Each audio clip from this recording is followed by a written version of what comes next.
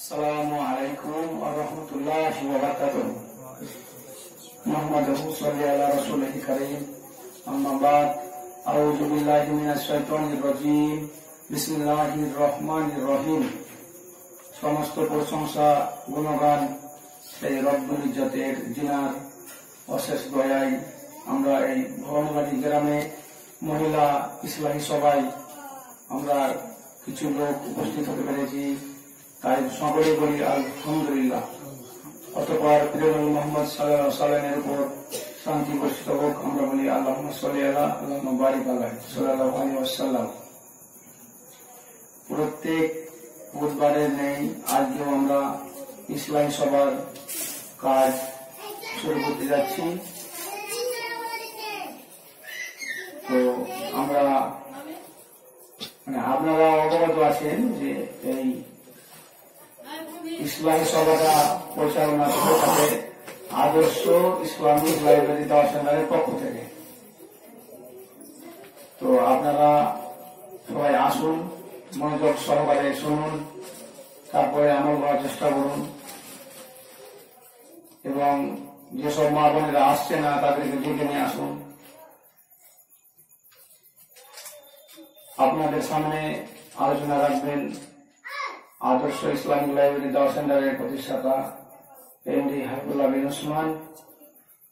তো ভাইকে ডেকে নেব। এমডি হাবিবুল্লাহ বিন উসমান ভাই, আপনি আসেন।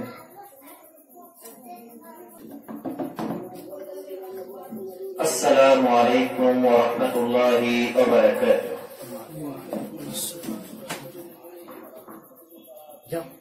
ইন্নাল হামদুলিল্লাহ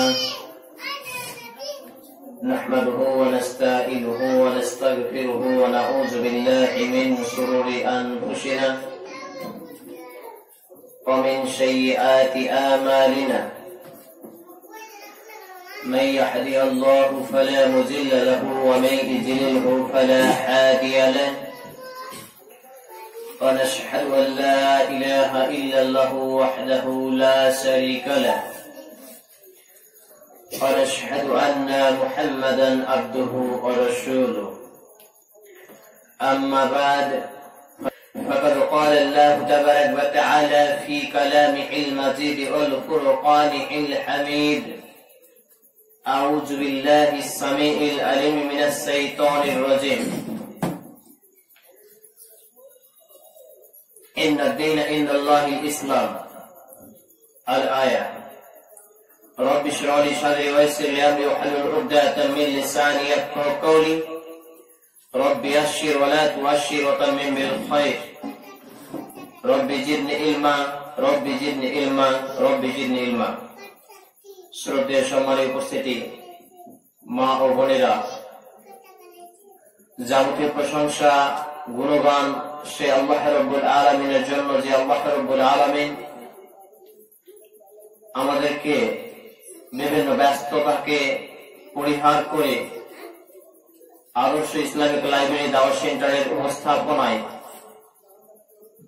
এই সাপ্তাহিক ইসলামী সভায় আমাদেরকে কোরআন এবং সুন্নাহ ভিত্তিক দিন চর্চা করার তৌফিক তথা এনায়েত তথা হেদায়েত নসিব করেছেন। এই মর্মে আমরা সকলেই বলবো, মা ও বোনেরা মনে মনে করবেন আলহামদুলিল্লাহ। অক্টোবর অসংখ্য দরুদ সালাম শান্তির ধারা বিমর্ষদের প্রিয় নবী জনাব মুহাম্মদুর রাসূলুল্লাহ সাল্লাল্লাহু তাআলা আলাইহি ওয়াসাল্লামের প্রতি আমরা সকলেই বলবো আল্লাহুম্মা সাল্লি আলাইহি আল্লাহুম্মা বারিক আলাইহি সাল্লাল্লাহু তাআলা আলাইহি ওয়াসাল্লাম। সম্মানিত উপস্থিতি, মা ও বোনেরা, আপনাদের চেঁচামেচি, কথোপকথন এখানে যদি ক্যামেরায় ধরা খেয়ে যায়, আপনারা নিজেরাও পাপী হবেন এবং আমাদেরকেও পাপী করাবেন, আবার যারা শুনবে দেখবে তারাও পাপী হবে। অতএব আপনাদের যাবতীয় কথোপকথন বন্ধ রাখুন। সারাদিন কথা বলতে হয়, কথা বলা লাগে, প্রয়োজন থাকে। এখানে আপনার প্রয়োজন থাকলেও আপনার কথোপকথন বন্ধ করার জন্য আপনাকে জোরালো পদক্ষেপ গ্রহণ করার অনুরোধ থাকছে। আজকে আপনাদের সামনে একটি জটিল, ভাইটাল, গুরুত্বপূর্ণ বিষয় আলোচনা করার আপ্রাণ প্রচেষ্টা রাখছি। ইনশাআল্লাহুল আজিজ ওয়া মা তৌফিক ইল্লা বিল্লাহ আলাইহি তাওয়াক্কালতু ওয়া ইলাইহি উনীব। সেটা হচ্ছে যে মানব জীবনে কিছু সভ্যতা থাকে, কিছু আদব থাকে, কিছু শিষ্টাচার, কিছু শিক্ষা থাকে, যে শিক্ষাগুলো বিশেষ করে মুসলিমদের থাকা আবশ্যকীয়, বাধ্যতামূলক। আর এই ধরনের শিক্ষাগুলো আজকে মুসলমান সমাজ থেকে উঠে যাওয়ার কারণে আজকে মুসলমান সমাজ থেকে প্রিয় নবী মুহাম্মদ রাসূলুল্লাহ সাল্লাল্লাহু আলাইহি সাল্লামের আদর্শ তথা ওহীর বাণী, কুরআনুল কারীমের বিধান, মুহাম্মদ রাসূলুল্লাহ সাল্লাল্লাহু আলাইহি সাল্লামের আদর্শ পরিহার, পরিত্যাগ, ছেড়ে দেওয়ার কারণে আজকের মুসলমান সমাজ লাঞ্ছিত, পদদলিত, অপমানিত এবং বয়কটপূর্ণ একটা জায়গায় এসে পৌঁছেছে। যেমন কথা বলার আদব, কোন পরিবেশে কথা বলতে হয়, কিভাবে কথা বলতে হয়, কেমন ভাবে কথা বলতে হয়, কি কথা বলা যায় কি যায় না, এই শিক্ষাটুকু আজকে মুসলিম মা ও বোনদের মধ্যে থেকে উঠে গেছে। আর এইভাবে কথোপকথন, চেঁচামেচি, হইহাল্লা, হট্টগোল, একটা নারীর কণ্ঠ শত শত পুরুষ শুনতে পায়, অথচ তার কণ্ঠ শোনা যে পুরুষদের জন্য হারাম, তার যে চিৎকার চেঁচামেচি করে কথা বলা যে তার জন্য হারাম, এইসব সভ্যতা আজকে মুসলমান সমাজ থেকে উঠে যাওয়ার কারণে আজকে মহামারী করোনা ভাইরাস সহ বিভিন্ন রোগ আজকে মুসলিম সমাজে দেখা গিয়েছে। অত্যন্ত দুর্ভাগ্যের বিষয়, রমজান মাসের ঈদ উল ফিতর আপনারা আদায় করলেন, ঈদ উল ফিতরের নামাজ আপনারা পড়লেন, সেটা কোথায়? বাড়িতে, মসজিদে। কেন? বৎসরে মুসলমানদের মাত্র 2টি দিন আনন্দ, আর এই আনন্দটুকু ঈদগাহের মধ্যে অসংখ্য লোক, হাজার হাজার লোক একত্রিত ভাবে আপনারা আনন্দ উপভোগ করতে পেতেন। সেই আনন্দটুকু আমাদের মাঝে থেকে আল্লাহ সুবহানাহু ওয়া তাআলা ছিনিয়ে নিচ্ছেন। এর কারণ জানেন? আমাদের ভেবে দেখার সময় নেই। তো এমনই একটি আদব বা শিষ্টাচার, পেশাব বা পায়খানা, যেখানে সেখানে মাঠে ঘাটে রাস্তায় পেশাব পায়খানা করা, এটা মুসলমান সমাজে একটা একেবারে করোনা ভাইরাসের চাইতে ভয়ঙ্কর একটা রোগ হয়ে দাঁড়িয়ে গেছে।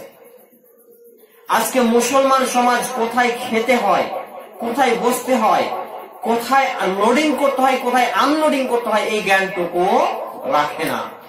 অত্যন্ত দুর্ভাগ্যের এবং লজ্জাকর বিষয় যে মুসলমানদের শুধু নয়, মানব জাতির এটা সভ্যতা, আর মুসলমানরা মানব জাতির সভ্যতার সবচেয়ে উঁচু জায়গায় অবস্থান করবে, এটাই তো হচ্ছে ইসলামের শিক্ষা মুসলমানদেরকে।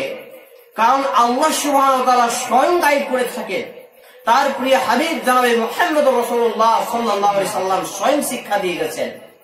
আর এই মুসলমানরা আজকে হতভাগা হয়ে এখানে ওখানে গরু ছাগলের মতো রাস্তায় ঘাটে যেখানে সেখানে মলমূত্র ত্যাগ করে, পেশাব পায়খানা করে। তাদের শিক্ষা না থাকার কারণে এই পেশাব পায়খানা করার বিষয় নিয়ে কয়েকটি কথা আপনাদের সামনে আলোচনা করার প্রচেষ্টা রাখছি ইনশাআল্লাহ তাআলা।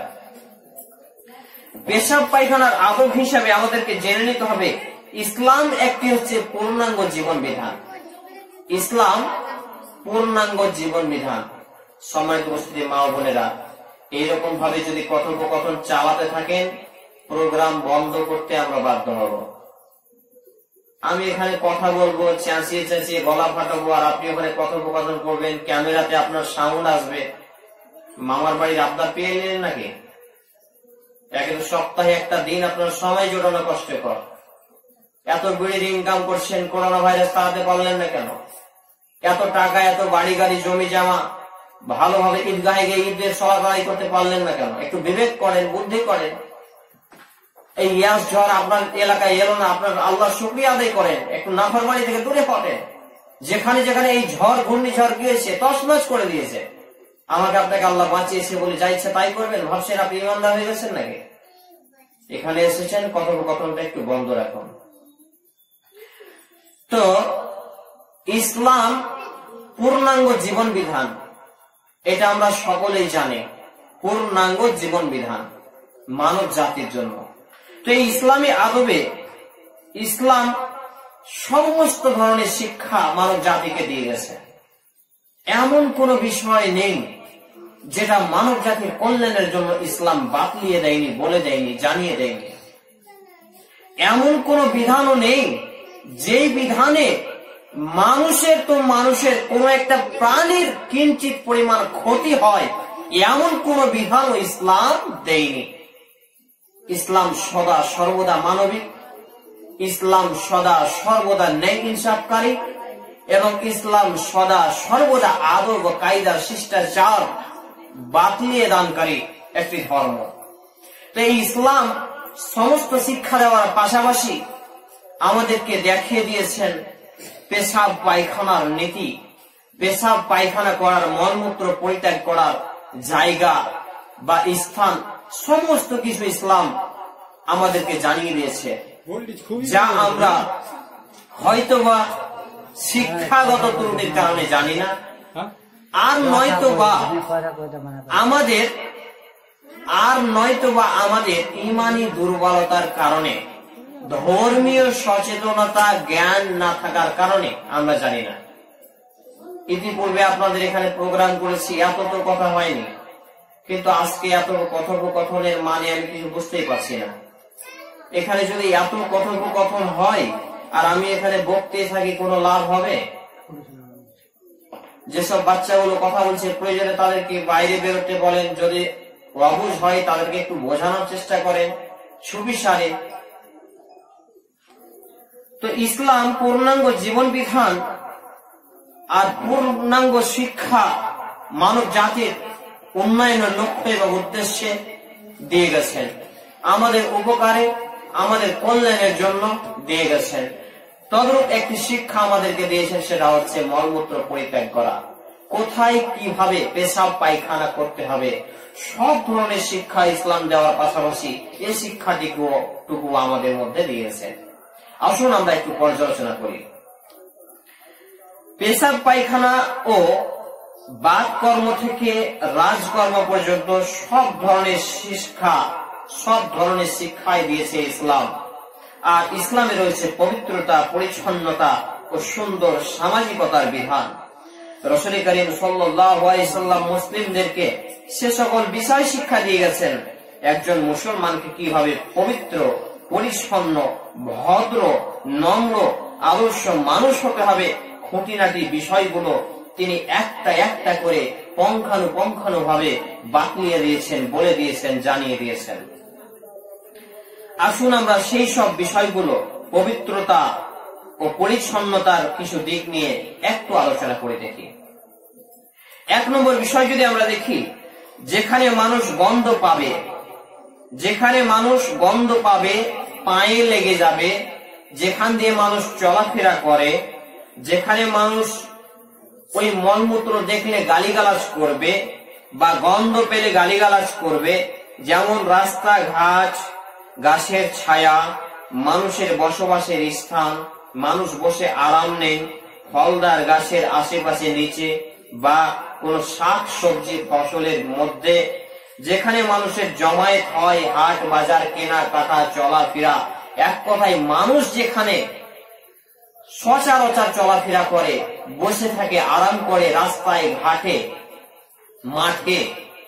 মাঠের সেই সব জায়গায় শাক সবজি লাগানো রয়েছে, এমন ফসল লাগানো রয়েছে, বা ঘাটে যেখানে মানুষ গোসল করে, পুকুর পার হোক আর নদীর পার হোক আর ক্যানেলের পার হোক, অথবা যেখানে মানুষ শীতের দিনে রোদ পোহায়, এমন কোন জায়গায় মানুষ মল এবং মূত্র তথা পেশাব ও পায়খানা করতে পারে না।